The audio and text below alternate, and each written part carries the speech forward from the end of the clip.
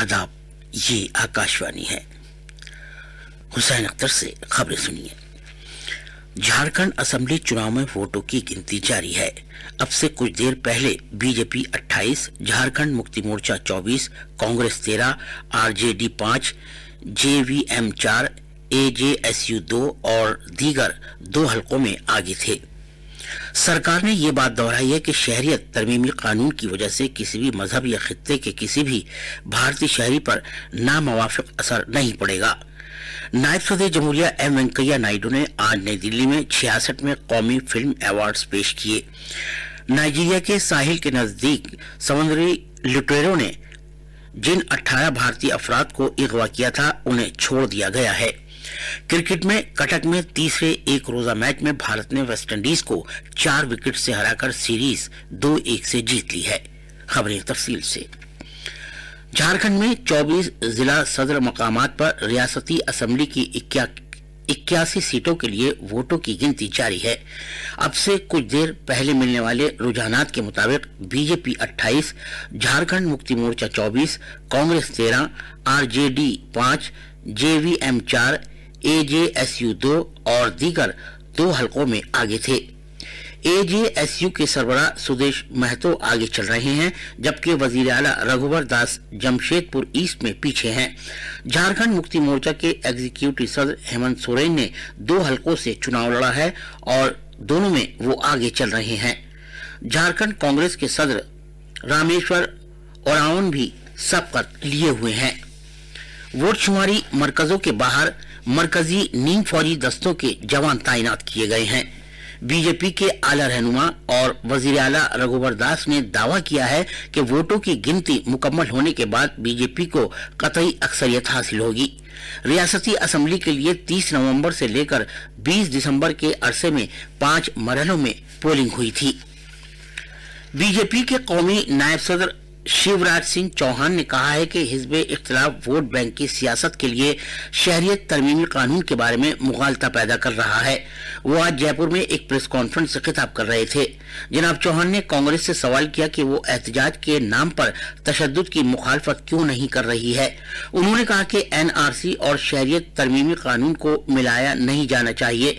जनाब चौहान ने मजीद कहा कि बीजेपी किसी के साथ भी भेदभाव में यकीन नहीं रखती। जनाब चौहान ने कहा कि कानून के मुताबिक शहरियत दी जा रही है और यह कानून किसी की शहरियत नहीं ले रहा है।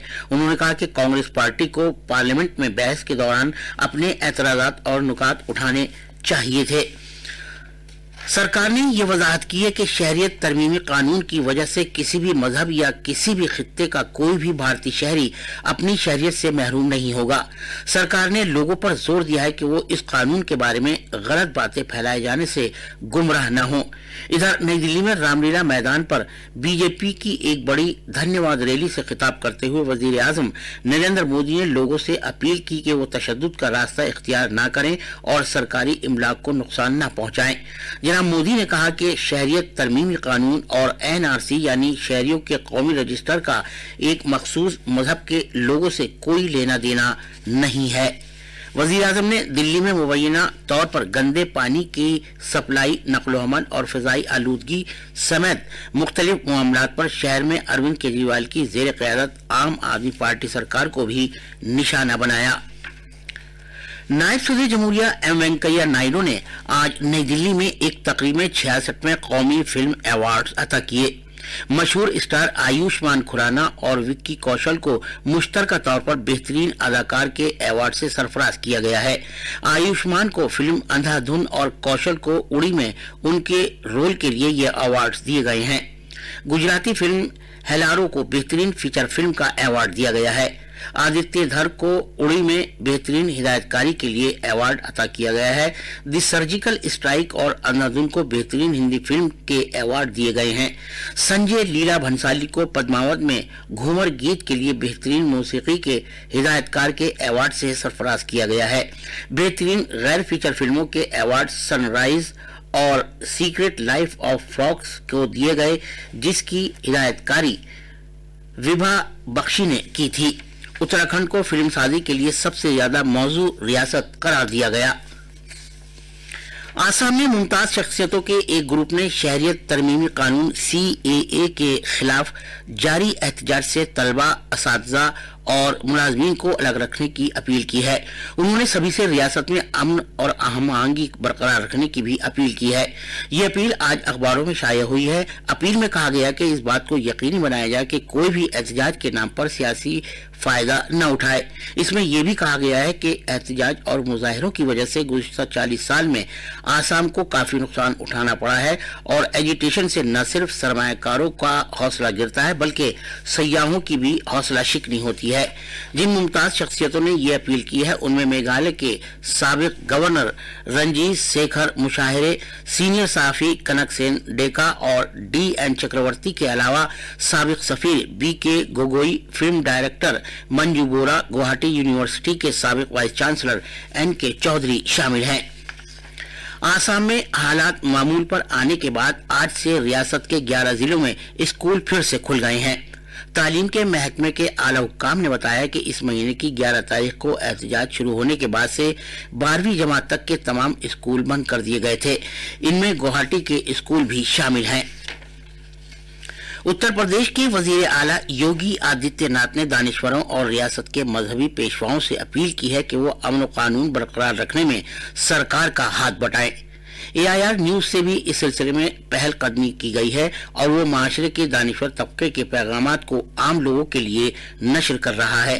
SGPGI लखनऊ के director doctor AK Tripathi, Lucknow के ही राम मनोहर लोहिया मेडिकल इंस्टीट्यूट के डायरेक्टर और मशहूर हेमटोलॉजिस्ट ने भी AIR न्यूज के जरिए रियासत के अवाम से अपील की है कि उन्हें शहरियत तरमीम कानून को पढ़ना और समझना चाहिए और वो अफवाहों पर तवज्जो न दें। ये खबरें आकाशवाणी से नशर की जा रही हैं। 18 भारतीय बाशिंदों को जिन्हें नाइजीरिया के साहिल के करीब एक हांगकांग के जहाज से अगवा किया गया था, रिहा कर दिया गया है। नाइजीरिया में भारतीय हाई कमीशन ने एक ट्वीट के जरिए इन 18 भारतीय बाशिंदों की रिहाई की तस्दीक की। उन्हें 3 दिसंबर को MT नेव कॉन्स्टेलेशन नाम के जहाज से अगवा किया गया था। भारतीय हाई कमीशन ने नाइजीरिया की बहरिया और शिपिंग कंपनी समेत मामले के सभी फरीकों का शुक्रिया अदा किया। खित्ते में समुद्री पेशरफ्त पर नजर रखने वाली एक आलमी एजेंसी ARX मैरीटाइम के मुताबिक 3 दिसंबर को जहाज पर समुद्री लुटेरों ने कब्जा करके 19 अफराद को अगवा कर लिया था। उनमें से 18 भारतीय थे। सरकारी जराये ने बताया कि भारतीय अफराद के अगवा की इत्तला मिलने के बाद नाइजीरिया में भारतीय मिशन के अफ्रीकी मुल्क के हुक्काम से राब्ता कायम करके अगवाशुदा भारतीयों की रिहाई में मदद की। जम्मू कश्मीर पुलिस ने कल जम्मू में अमन और इत्तेहाद का पैगाम फैलाने के लिए रन फॉर यूनिटी का एहतमाम किया है। DGP दिलबाग सिंह ने मुख्तलिफ जुमरों के लिए इस दौड़ को झंडी दिखाकर रवाना किया। उन्होंने नौजवानों से अपील की कि वो सेकुलर कदरों को बरकरार रखें और मनशियात से दूर रहें। रन फॉर यूनिटी में जिंदगी के मुख्तलिफ शोबों से ताल्लुक रखने वाले लोगों खुसूसन तलबा ने बढ़ चढ़कर हिस्सा लिया। तलबा सुबह सवेरे से ही इस दौड़ में शामिल हुए। बाद में गुलशन ग्राउंड पुलिस हेडक्वार्टर में तकसीम इनामात की एक तकरीब मुनक्किद हुई, जहां लोगों को इनामात तकसीम किए गए। 270 किलोमीटर तवील जम्मू श्रीनगर कौमी शाहरा आज लगातार तीसरे दिन भी ट्रैफिक के लिए बंद है। शाहरा पर डिगडॉल इलाके में एक बड़ी मिट्टी के तोड़े गिरने की वजह से बंद है। कश्मीर को मुल्क के बाकी हिस्से से जोड़ने वाले इस रास्ते को फिर से खोलने की कोशिशों में मिट्टी का तोड़ा रुकावट बना हुआ है। कटक के बारामती स्टेडियम में भारत ने वेस्टइंडीज को तीसरे और आखिरी एक रोजा मैच में 4 विकेट से हराकर 3 मैचों की सीरीज 2-1 से जीत ली है। इस कामयाबी में विराट कोहली की शानदार बल्लेबाजी का अहम रोल रहा। वेस्टइंडीज के खिलाफ भारत ने लगातार 10वीं सीरीज जीती है। खास खबरें एक बार फिर। झारखंड असेंबली चुनाव में वोटों की गिनती जारी है। अब से कुछ देर पहले BJP 28, Jharkhand Mukti Morcha 24, Congress 13, RJD 5, JVM 4, AJSU 2 और दीगर 2 हलकों में आगे थे। सरकार ने यह बात दोहराई है कि शरीयत तरमीमी कानून की वजह से किसी भी मजहब या खित्ते के किसी भी भारतीय शहरी पर नामवाफिक असर नहीं पड़ेगा। नायब सदर जमहूरिया M वेंकैया नायडू ने आज नई दिल्ली में 66वीं कौमी फिल्म अवार्ड्स पेश किए। नाइजीरिया के साहिल के नजदीक समुद्री लुटेरों ने जिन 18 भारतीय अफराद को अगवा किया था, उन्हें छोड़ दिया गया है। खबरें खत्म हुई।